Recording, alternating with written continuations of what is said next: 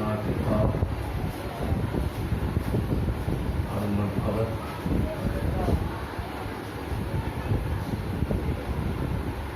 سماعت فرما رہے ہیں۔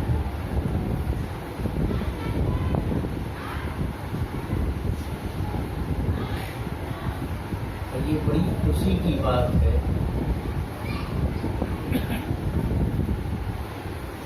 کہ ہمارے قبلہ دادا حضرت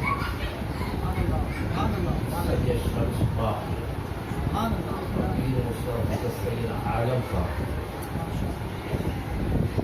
یہ دونوں لوگوں کے اوپر سے پاک کہ آپ سبھی تشریف لائے اور شرکت کی۔ اللہ کے پیارے محبوب حضرات بزرگان دی کہ سائے رحمت رہے آپ سبھی پر اور خیر برکت بھی شامل رہے۔ لیکن سب سے بڑی بات کیا ہے، بزرگوں کے یہاں آنے سے کیا ہے فائدہ، میں اپنی گفتگو بعد میں شروع کروں، چند باتوں کی وضاحت کرنا چاہتا ہوں۔ انسان دنیا میں ادھر ادھر جہاں تہاں بیٹھ کر وقت ضائع کرتے ہیں کہ ولیوں کے دربار میں ایک ایسی جگہ ہے جہاں پر آپ جیسے بیٹھے جتنی دیر بیٹھے ہو وہاں آپ کو فائدہ ہی پہنچے۔ اس لیے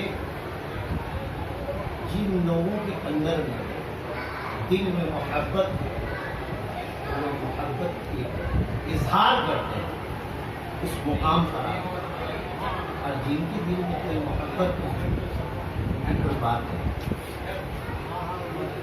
اور یہ بھی ایک بڑی بات ہے کہ جو دور دراز سے جو ہندوستان کے بہت سارے عرصے سے لوگ تشریف لائے ہیں، چاہے وہ مریدوں میں ہیں، چاہے وہ عقیدت مندوں میں ہیں، یا وہ زائرین کی صورت میں، جو بھی لوگ آئے ہیں وہ سب اپنے فائدے کے خاطر ہیں۔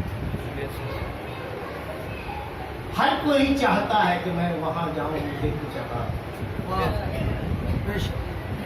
اور ظاہر سی بات ہے کہ اللہ کے ولیوں کی بارگاہ میں جو لوگ آتے ہیں اور شرکت کرتے ہیں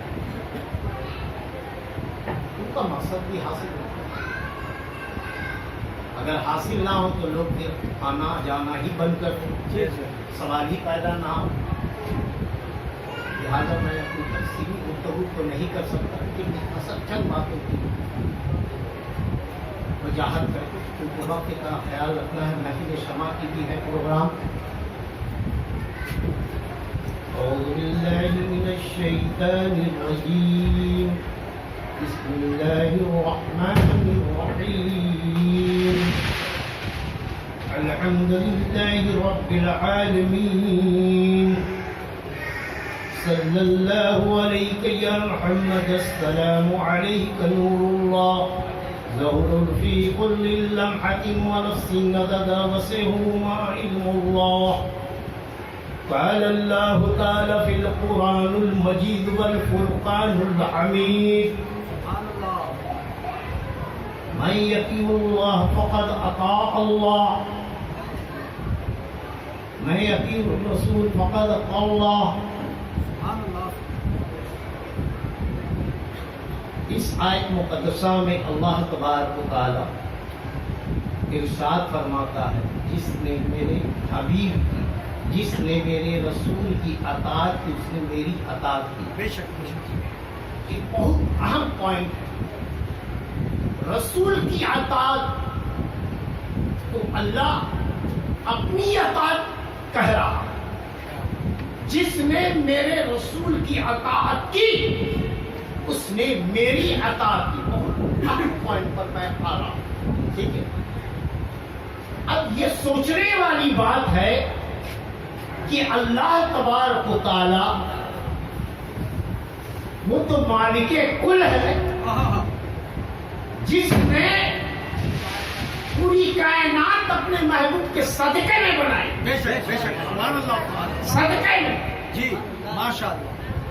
اور جو ہم آپ ہیں یہ اسی نور کا صدقہ ہے. بے شک بے شک. سبحان اللہ. تو اللہ نے یہ جملہ کیوں اختیار کیا اور استعمال کیا؟ بہت اہم جملہ ہے یہ.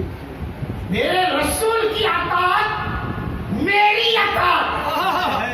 تو اس سے یہ پتا چلا کہ اللہ نے رسول کو بنا کر پوری اختیار دے دی اور ان کی اختیار اللہ کی اختیار. رسول کی ہر حرکت اللہ کی حرکت، رسول کی ہر قول اللہ کا قول. کہ رسول پاک کے لیے کیا اللہ نے فرمایا بتائیے. سوچنے والی بات ہے جو آج موجودہ دور یا ماضی کے حالات میں ہم کہتے ہیں کہ نبی میرے جیسا ہے، محمد صلی اللہ علیہ وسلم میرے جیسا ہے. نعوذ باللہ من ذالک. سوچنے والی بات ہے. کہاں زمین کہاں آسمان ہے، کہاں انسان خاکی اور کہاں انسان نوری ہے. جس کو نور سے بنایا اللہ نے اپنی نور سے، اور اللہ نے اپنے نور سے بنا کر ایک واقعی محمد صلی اللہ علیہ وسلم کو پیدا کیا، دنیا میں بھیجا. اور اسی نور کے صدقے ہم سب ہیں. 18,000 مخلوقات اس نور کے پرتو سے. تو پتہ یہ چلا کہ اللہ کے نور سے صرف واحد محمد صلی اللہ علیہ وسلم بنے، اور محمد صلی اللہ علیہ وسلم کے نور سے پوری کائنات بنی. آج یہ بتائیے کہ کہتے ہیں ہمارے جیسا، کوئی کہتے ہیں رسول غیب نہیں جانتے. تو اگر غیب نہیں جانتے تو یہ اللہ کیوں فرما رہا ہے میرے رسول کی اطاعت میری اطاعت؟ تو رسول کا غیب اللہ کا غیب.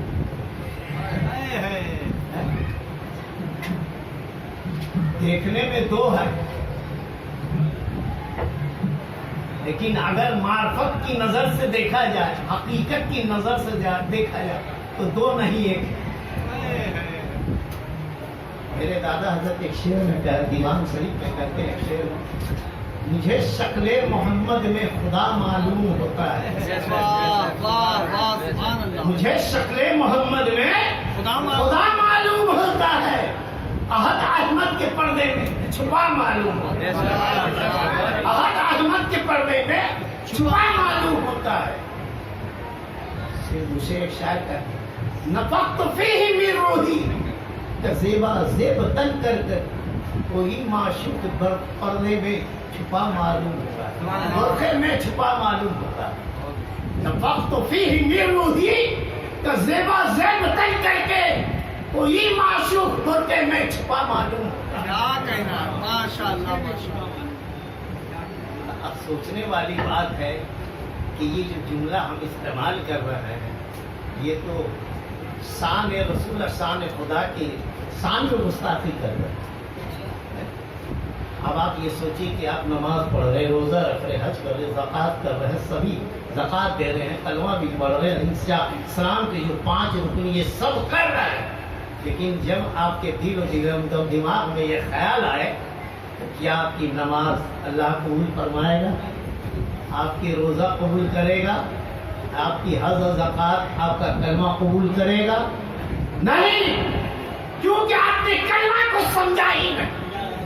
اگر کلمہ کو سمجھ لیا ہوتا تو یہ جملہ نہیں نکلتا. آج بہت سے سنی میں بھی ایسے ہیں جو اپنے آپ کو کہتے ہیں ہم اسلام کے ٹھیکیدار ہیں، اسلام کے ہم سپاہی ہیں، لیکن آج ان کے بھی بہت سارے ایسے جملے ہیں جو شان رسول اور شان پنجتن پاک میں گستاخی کی باعث بن رہی ہے. بے شک بے شک.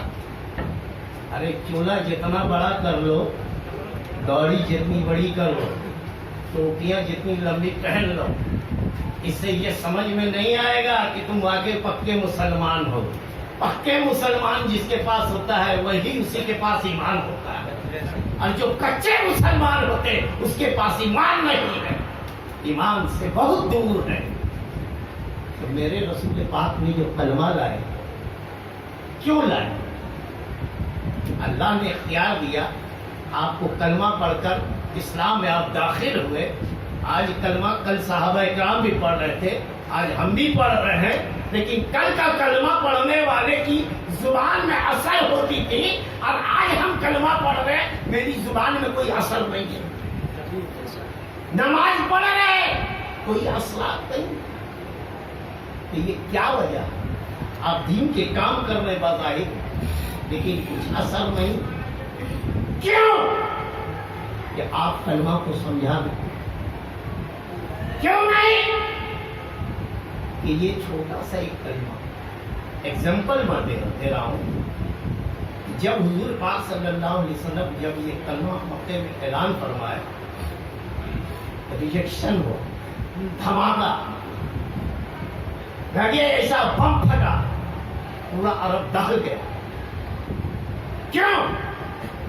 آج ہم وہ کلمہ کل صحابہ پڑھ رہے، آج ہم بھی پڑھ رہے، لیکن وہ کلمہ جب آپ مکہ کی سرزمین پہ پیش کیے تو ریجیکشن پیدا ہوا۔